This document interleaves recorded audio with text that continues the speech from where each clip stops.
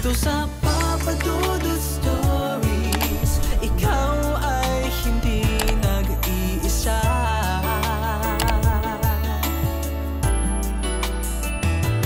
Dito sa Papa Dudut Stories, may nagmamahal sa'yo. Papa Dudut Stories,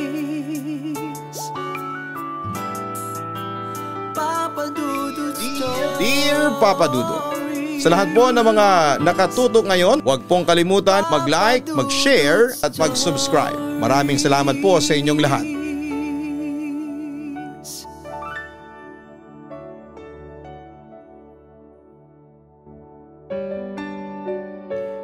Isa sa mga paborito nating libangan kasama ang ating pamilya at mga kaibigan ay ang panonood ng mga magaganda at bagong pelikula sa bahay man o sa sinihan.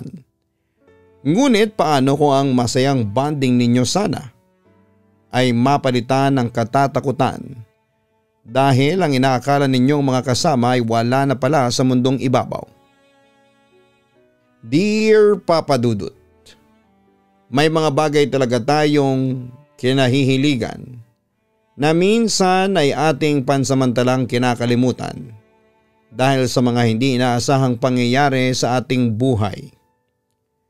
Ganyan ang nangyari sa akin dahil sa isang insidente noon na hanggang ngayon ay patuloy pa rin gumagambala sa aking isipan.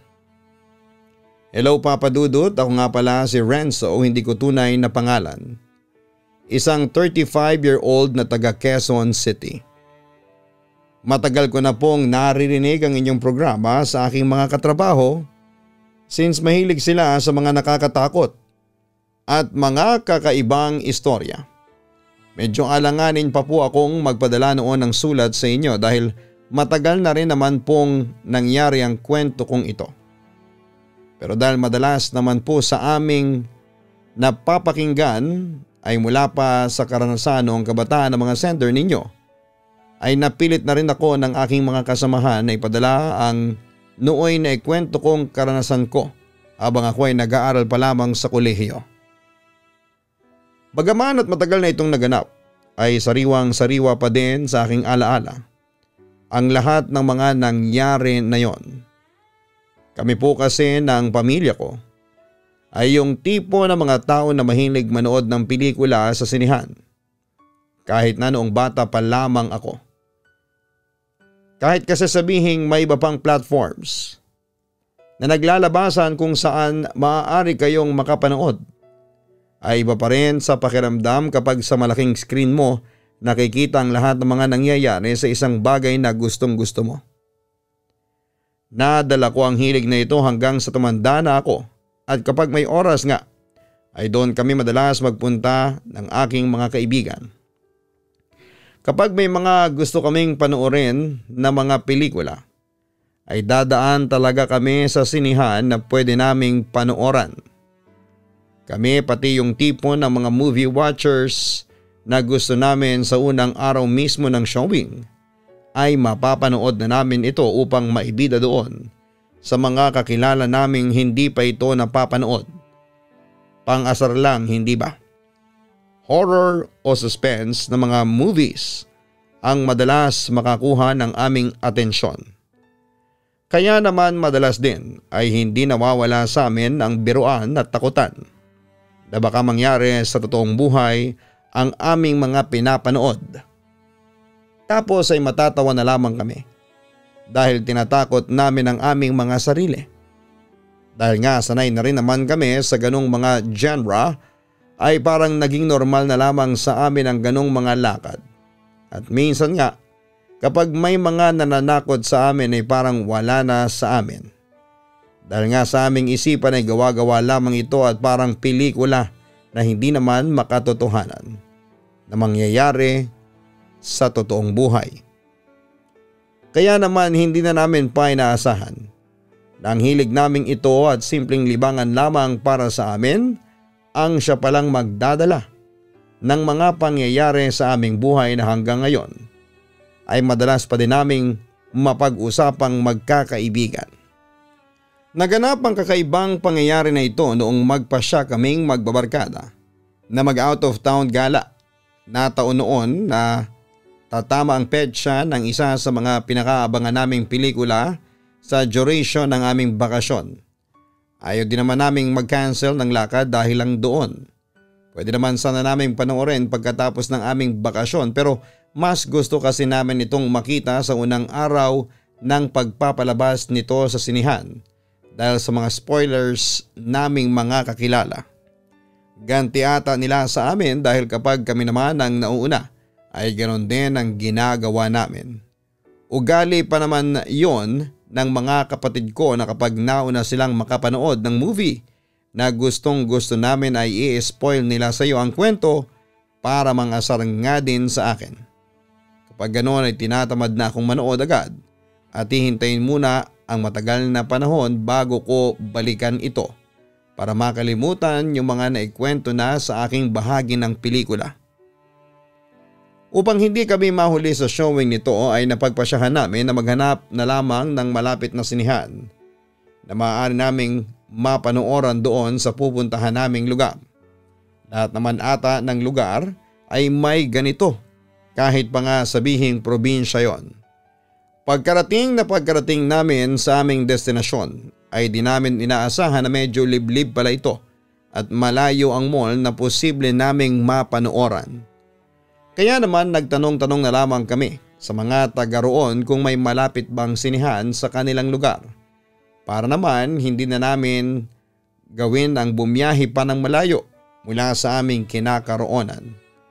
Marami siguro sa inyo ang magsasabi na ang OA naman namin para pag-aksehan pa ng panahon ang ganitong mga bagay na maaari naman naming gawin kapag nakauwi na kami.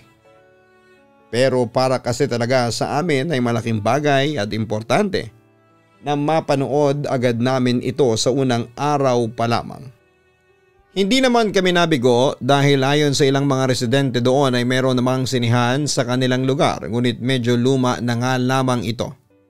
Ayos lang naman sa amin yon basta nagpapalabas ito ng mga bagong pelikula. Updated din naman daw ito sa bagong palabas. Nagtaka lamang kami dahil parang nag-aalangan pa sila na papuntahin kami doon. Alam nyo yung pakiramdam na kahit sinasabi naman nila na meron ng aming mga hanap pero yung mata nila ay may pag-aalala at aninlangan na tila may nais ipahiwatig sa amin. Sa bandang uli ay sinabi din naman ng aming napagtanungan ng lokasyon ng kanyang tinutukoy na sinihan. Sinamahan din kami nito dahil medyo tagu daw ang lugar kung saan ito makikita. Masaya naman kaming sumunod sa kanya upang ma-familiarize na rin namin ng aming mga sarili kapag nagpunta na nga kami. Nang makarating na kami ay nagkatinginan kami ng aking mga kaibigan. Super luma na pala ng tinutukoy nito na sinihan. Mas luma pa nga ata itong tingnan kumpara doon sa mga tagong sinihan sa Cubao dati. Ang creepy din ng vibes nito pero dahil nga gusto talaga naming matuloy, ang aming plano ay hindi namin ito inalintana. Lumapit kami doon at tinignan sa listahan ng coming soon ng aming nais panoorin. Natuwa naman kami na makitang meron ito at merong panggabi na schedule. Mas okay naman sa amin ang ganong oras dahil makakagala pa kami sa umaga. At magiging huling destinasyon namin ang panunood dito. Matapos mag-check ay nagpasalamat kami sa tumulong sa amin na residente doon. Marahil ay hindi na siya nakatiis pa sa kanyang kuryosidad ay bigla itong napatanong sa amin kung talaga daw bang manonood kami doon. Sinagot naman namin siya ng sure na sure kami.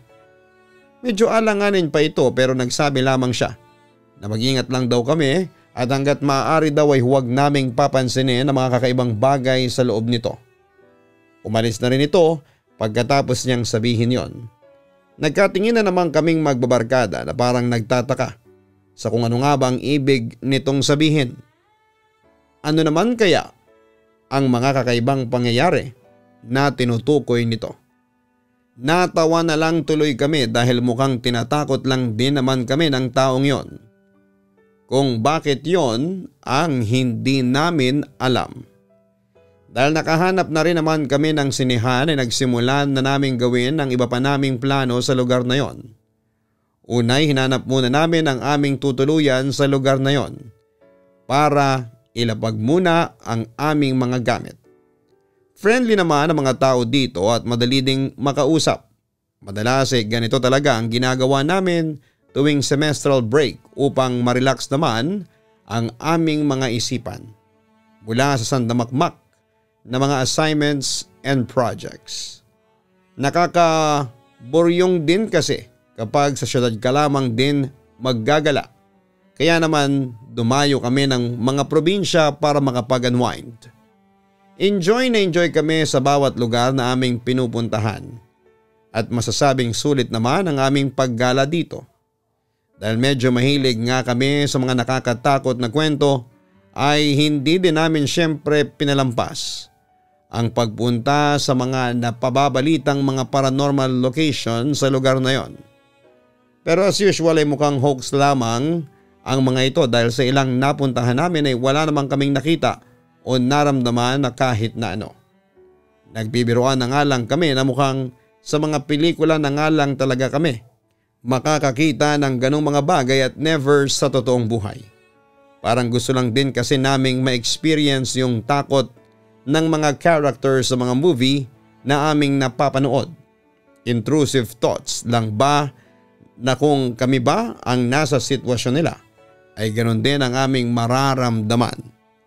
Pero since di naman namin ito nararanasan ay hindi rin naman namin masagot ang aming mga katanungan. Nagtanong-tanong pa nga kami noon kung saan pa ba mayroong mga napababalitang ghost sightings sa kanilang lugar. Bukod sa mga na-search namin sa internet. Ngunit mga alanganin itong sumagot sa amin.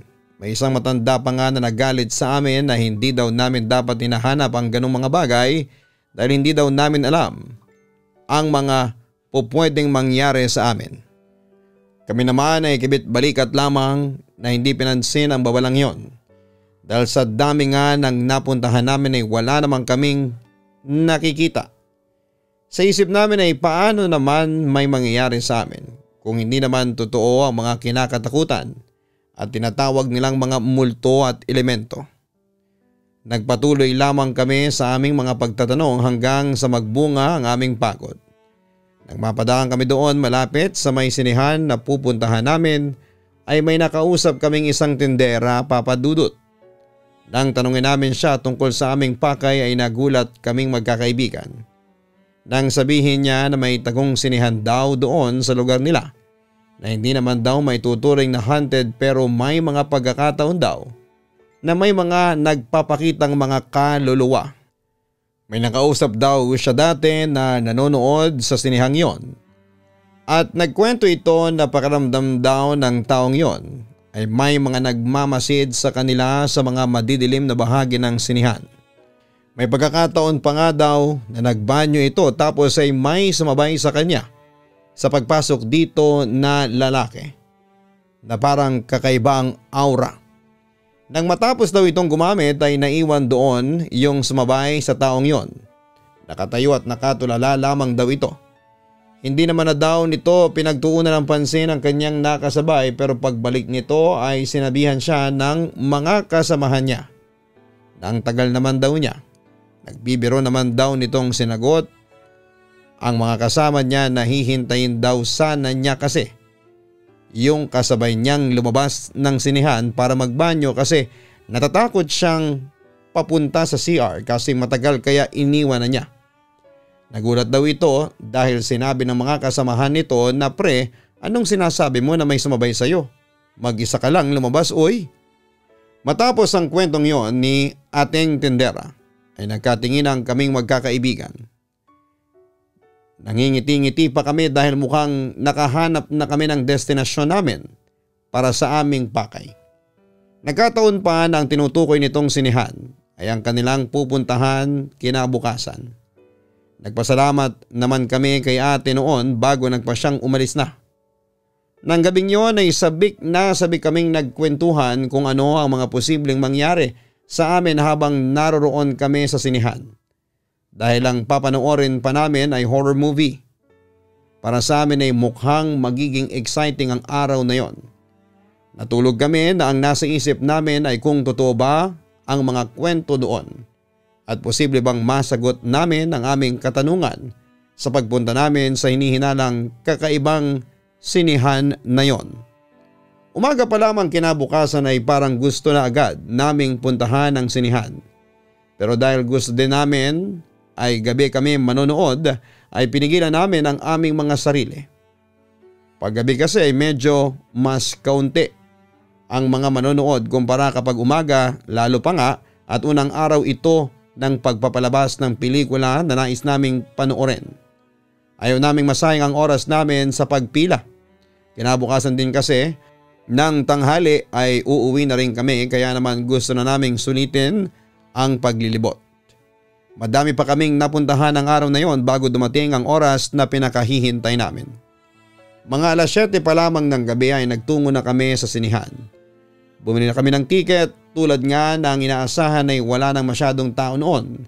Kaya naman mas pinili naming magkakaibigan na maghiwa-hiwalay ng upuan.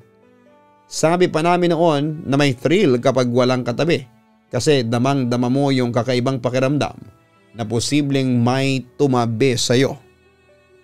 Bago naman kami pumasok ay bumili na rin kami ng aming mga ngata habang nanonood. Medyo hindi namin bet mag-popcorn habang nanonood.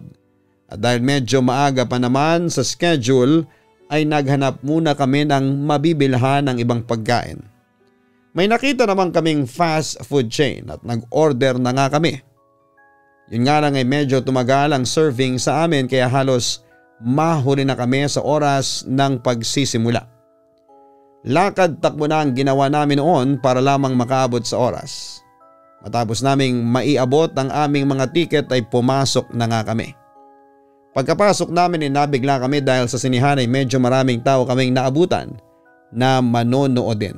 Mukhang sa tagal naming nawala ay may ilan ding katulad namin na humabol sa palabas na yon. Naghiwa-hiwalay na kami ng upuan. Lahat kami ay may mga katabi sa bawat row kaya naman nang pagdaan ko doon sa pwesto ay medyo nahiya pa ako dahil pasimula na ang palabas at nakaharang na ako sa kanila. Humingi naman ako ng pasensya sa mga nadaanan ko pero nakapagtataka lang at tahimik lang itong nakatingin sa screen. Literal na poker face ang mga ito. Kahit medyo madilim sa lugar ay aninag pa rin naman ang mukha ng katabi ko. Babae ito na medyo may edad. Parang nakatulala lamang ito sa big screen doon. Sa kabila naman ay isang bata na parang nasa 10 o 11 taong gulang. Mukhang inaabangan talaga nila ang palabas at ayaw nilang may malaktawan na anumang eksena. Ako naman ay nag-focus na lamang din sa aking pinapanood. Habang nanonood ay hindi ko na maiwasang makaramdam ng kakaiba sa loob ng sinihang yon. Sobrang tahimik sa loob ng aming kinalalagyang lugar. Ang mga taong naroroon, lalo na yung mga nasa tabi ko ay parang ang creepy ng way ng panonood. Alam ko na tahimik talaga dapat ang mga tao sa loob ng sinihan. Pero nang panahong yun ay parang kakaiba ang katahimikan nila. Tapos parang hindi pa ito kumukurap. Napapasulyap kasi ako minsan sa kanya. Pero siya ang stiff at tight lips masyado. Parang hindi nga din ito nagugulat sa mga nakakatakot na eksena ng aming pinapanood na pelikula. Tapos sa paligid pa, akala mo ay may mga matang nakatingin sa iyo mula sa karimlan. Hindi ko alam kung dala lamang ba ito ng pinapanood namin pero nakakatakot talaga yung atmosphere doon sa lugar na yon compared sa ibang sinihan na aming napuntahan. Akala ko ay ako lamang ang nakakaramdam ng ganon pero hindi pala. Habang napaparanoid ako sa pwesto ko ay biglang nag-vibrate ang phone ko. Medyo napapitlag pa nga ako at nahihiya naman akong tumingin sa aking mga katabi pero no reaction sa mga ito. Nagpa siya akong i-check kung sino ang nanggugulat na yon sa akin. Pagtingin ko ay isa sa mga kaibigan ko ang nag-message. Ayon sa kanya ay hindi daw ito mapakali sa pwesto niya dahil parang weird daw ng mga katabi niya. Bukod daw sa mga blank expressions na mga ito. ay ang lalamig pa daw ng mga ito kapag aksidente niyang nasasagi, samantalang hindi naman ganon kalamig sa lugar na yon. Habang binabasa ko ang mensahe niyang ito ay nagsipasukan din ang 2 pang mensahe mula sa iba naming kaibigan. Katulad ng nararamdaman namin ay ganon din ang pakiramdam ng mga ito. Nag-reply naman ako sa kanila na parehas lamang kami ng mga nararamdaman. Dagdag ko pa na may kakaiba sa aming mga katabi na akala mo ay parang estatwa ang mga ito. Sumang-ayon naman sa akin ang aking mga kaibigan. Para tuloy gusto na naming lumabas doon, kaso lang ay kakasimula pa lamang ng movie. At sayang naman ang effort namin kung magpapadala lamang kami sa mga ikinikilos ng mga ito. Nagpasya kaming lahat na huwag na lamang pansinin ang mga yon at mag-focus na lamang kami sa aming pinapanood. Medyo naging okay naman ang aking pakiramdam pagkatapos. Wala naman kasing mangyayari kung papansinin namin ang mga ito. Baka nadadala lamang kami ng aming pinapanood kaya naman ganon ang aming pakiramdam. Imbes na ma-stress ay in-enjoy ko na lamang ang aking pinapanood. Focus na focus ako noon sa aking pinapanood nang maramdaman ko ang paghawak sa kamay ko ng matanda at batang katabi ko. Napatingin naman ako sa kanila. Tahimik pa din ang mga ito na nakatingin sa screen. Nasa nakakatakot na part na ito. Kaya feeling ko ay natatakot ang mga ito, kaya naman kinapitan ako. Hindi ko naman ito binigyan ng pansin, yun nga lang ay hindi ako makakuha ng aking snacks. Kaya naman nang matapos ang horror scene doon ay tinangka ko na sanang alisin ang pagkakahawak nila. Pero kahit na anong hilang gawin ko sa aking kamay ay hindi nila ito binibitawan.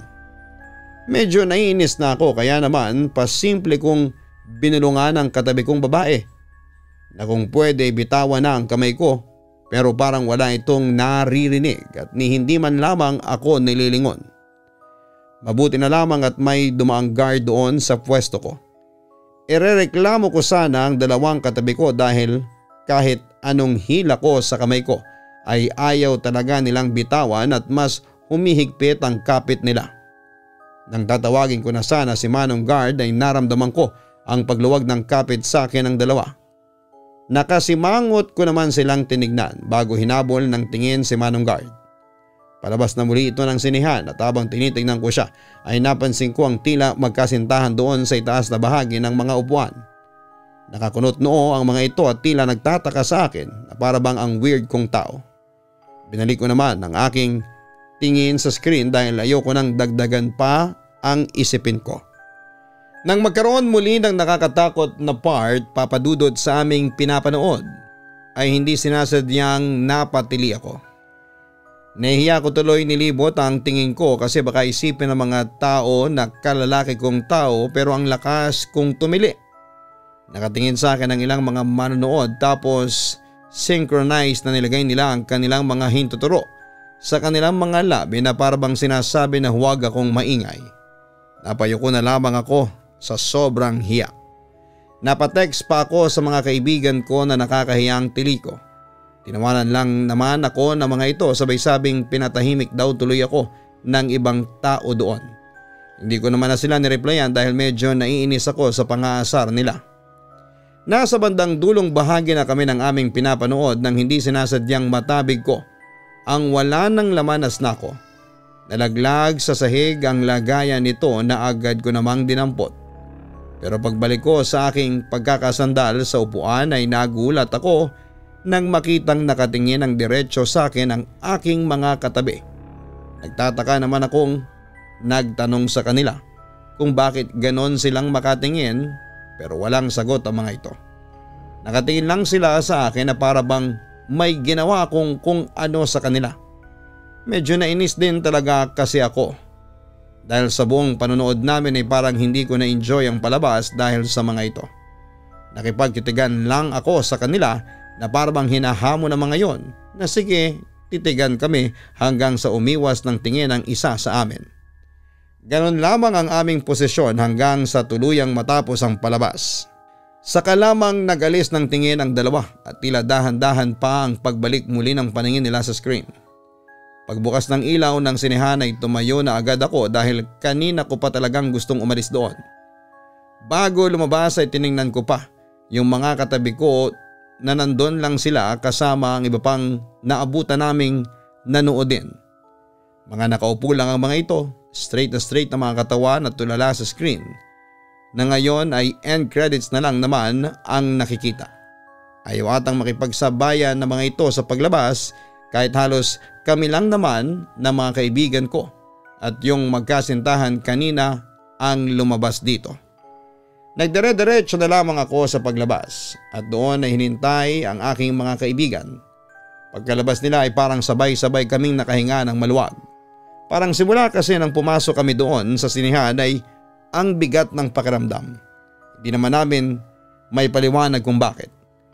Aalis na sana kami doon para bumalik sa aming tinutuluyan pero hinarang kami noong magkasintahan na nakita ko na ang weird ng tingin sa amin. Nagtataka naman kaming nagtanong kung ano ang kailangan ng mga ito sa amin. Hindi agad sila sumagot pero narinig ko na sinabi ng babae doon sa kasama niyang lalaki na hindi naman daw kami mukhang mga baliw. Nagkatinginan naman kaming magkakaibigan. Mukhang narinig din nila ang sinabi nito. Nagtataka tuloy na napatanong ang isang kaibigan ko kung bakit naman ito naiisip na nasisiraan kaming magkakaibigan ng bait. Dito ay kinuwento ng magkasintahan na pagpasok pa lang daw kasi namin ay ang weird ng kinikilos namin. Una daw ay humingi kami ng pasensya doon sa mga katabi naming upuan pagdaan namin papunta doon. Tapos ako naman daw ay parang tanga na lingon ng lingon sa tabi ko at parang may inaaway pa daw. May pawaksi-waksi pa daw ako ng kamay at tumigil lang daw noong dumaan si Manong Guard. Agad ko namang sinagot ang katanungan nila at sinabing ang weird kasi ng mga katabi ko. Yung pagyuko ay paghingi ng pamanhin para sa istorbong nagawa namin dahil late na kaming nakapasok at baka naharangan namin ang kanilang panunood. Yung iba namang sinabi niya ay ipinaliwanag ko din tulad na lamang ng paghawak sa aking ng batang katabi ko at ng babae doon. Kaya naman laking pasasalamat ko na dumaan si guard dahil doon lang nila ako binitawan. Natatawa pang dumugtong ang mga kaibigan ko na ang lakas ko daw kasing tumili. Halos lahat daw ata ng nanonood doon ay pinatahimik ako. Sa dami daw ng mga tao doon ay binulahaw ko ang mga ito. Pabiro ko namang sinuntok ang balikat ng aking kaibigan. Muli namang nagsalita ang magkasintahan na nasa aming harapan. Anong sinasabi ninyong madaming tao?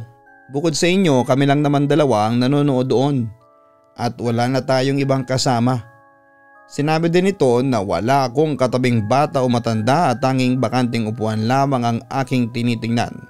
Kaya nga daw tinitingnan nila ako at kinakausap kami ngayon kasi ang weird ng kinikilos namin sa loob. Hindi ko alam kung ano ang mararamdaman ko nang marinig ko ang sinasabi nila sa amin. Parang nanlamig ang buong katawan ko. Nakita ko din ang pamumutla ng aking mga kaibigan sa aming narinig. Natatawa mga ito na nagtanong na paanong kami lang pagpasok nga namin ay halos mapuno na ang upuan doon. Hindi na nagsalita ang dalawang nasa harapan namin. Nagkatinginan lamang ang mga ito sabay alis. Kami namang magkakaibigan ay naiwanang nakatayo lang. Para makasigurado ay lumapit kami sa cashier at nagtanong kung ilan kaming naroon sa loob ng sinihan. Bagaman at may pagtataka sa mukha nito ay sumagot din naman siya. Marahil nakita niya ang desperadong itsura naming magkakasama. Tumingin ito sa kanyang screen sabay sabing bukod sa aming magkakaibigan ay yung umalis na magkasintahan lamang ang naroroon. Nanlambot ang aking tuhod sa aming narinig. Hindi nagsisinungaling yung mga nakausap namin. Kami lang talaga ang naroroon sa loob ng sinihang yon. Kahit na hindi kami mag-usap ay alam ko na pare-parehas kami ng iniisip. Sino ang mga kasama namin yon? Tila napaka-imposible naman ang mga narinig namin. Napukaw kami sa pag-iisip ng magsalita ang cashier at nagtanong sa amin kung may iba kaming nakitang mga tao roon bukod sa dalawang kasama namin. Napatango naman kaming magkakaibigan. Napatingin ito sa amin bago muling nagsalita.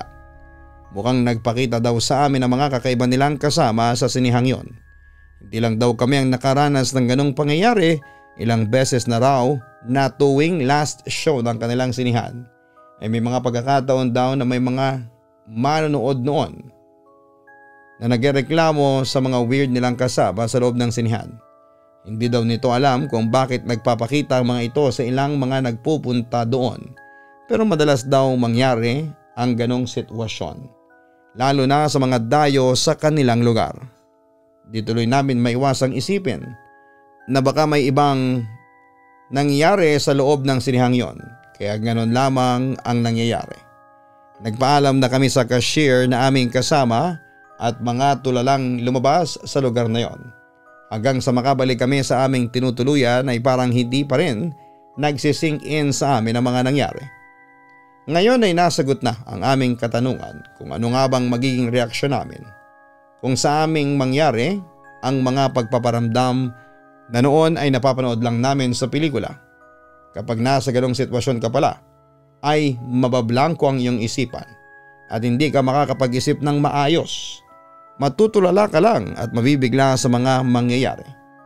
Hindi na kami nakapag-usap pa ng gabing yon at parang pagod ang katawan at isipan namin sa kakaibang karanasan namin. Kinabukasan ay saka lang kami tila nakapag-isip-isip at nagpasya na lamang nakalimutan na ang naganap. Simula noon tuwing nanonood kami sa sinihan ay hindi namin maiwasang isipin at titigan ng aming mga kasama. Baka kasi ang akala namin na mga tao doon ay mga kaluluwa na lamang pala na nakikisabay lang sa amin. Dala-dala ko pa rin ang alaala na yon, Papa Dudut, hanggang sa magkapamilya na ako.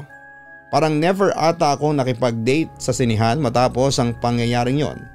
Dahil baka isipin ng kadate ko na ang weird ko dahil hanggang ngayon ay lagi ko pa ding sinusuri kung buhay pa ba ang mga kasama namin sa loob ng sinihan. Dito ko na po tatapusin ang aking kwento at maraming salamat po sa inyong oras na mapakinggan ito. Lubos na gumagalang, Renzo.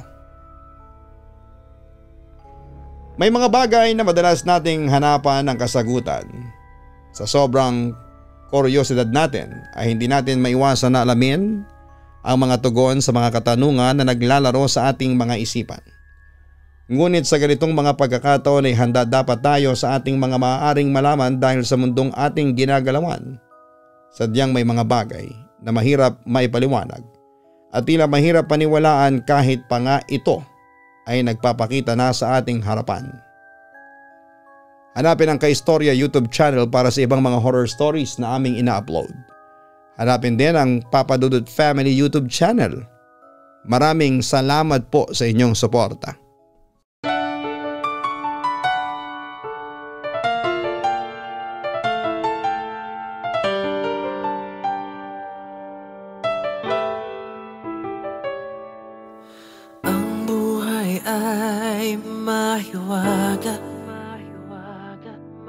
Laging may lungkot at saya sa Papa Dudut Stories. Laging may karamay ka.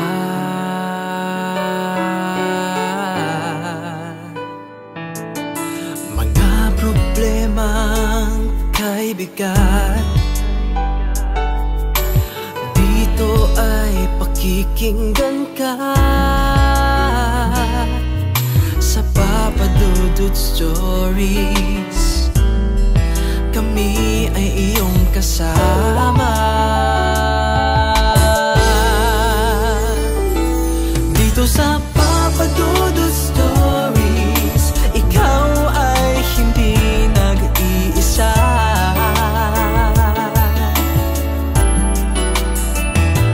Dito sa Papa Dudut Stories, may nagmamahal sa'yo. Papa Dudut Stories, Papa Dudut Stories.